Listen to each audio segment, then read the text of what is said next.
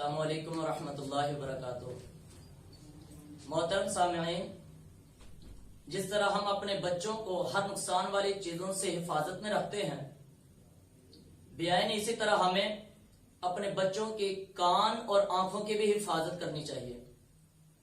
کیونکہ ہمارے بچے آج جو دیکھیں گے، جو سنیں گے، کل دنیا کو بھی وہی دکھائیں گے اور وہی سکھائیں گے۔ مثال کے طور پر میں آپ کو ایک مثال دے کر کے بات سمجھانا چاہتا ہوں کہ یہ میرے ہاتھ میں ایک گلاس ہے اور اس گلاس کا کسی شخص کو کوئی دوسرا نام یاد نہیں ہے۔ کیوں؟ وجہ کیا ہے؟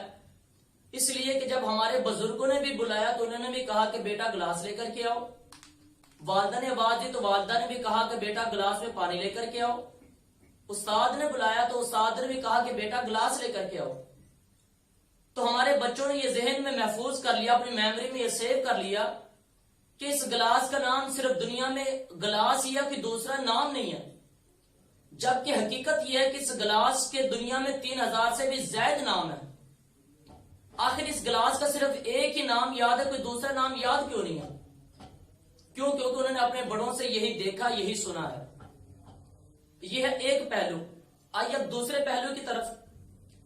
قریب ایک بچہ کھڑا ہو، ساتھ سے کوئی دوسرا شخص گزرے اور تھوڑی سی کونی ساتھ لگ جائے تو ہمارے بچے ان کو ایک ہی بجائے ہزاروں سناتے ہیں۔ آخر کیوں؟ وجہ معاملہ کیا ہے؟ گلاس کا کوئی دوسرا نام یاد نہیں ہے اور ادھر ایک ہی بجائے ہزاروں سنا رہے ہیں۔ کیوں؟ اس لیے کہ انہوں نے اپنے بزرگوں سے، اپنے بڑوں سے یہ سیکھا ہے کہ ہمارے بزرگ اور ہمارے بڑے، ہماری سوسائٹی اور پبلک ایک ہی بجائے ہزار سناتی ہے۔ کوئی اینٹ مارتا ہے تو اس کا جواب پتھر میں دیتے ہیں۔ تو اس لیے محترم بھائیوں، اگر ہم چاہتے ہیں کہ ہمارے بچے اچھے تربیت یافتہ بن جائیں، سدھر جائیں، اعلی اخلاق کے حامل بن جائیں، تو سب سے پہلے ہم اپنے آپ کو تبدیل کریں اور اپنے بچوں کے کان اور آنکھ کی حفاظت کریں۔ اللہ ہم سب کو عمل کرنے کی توفیق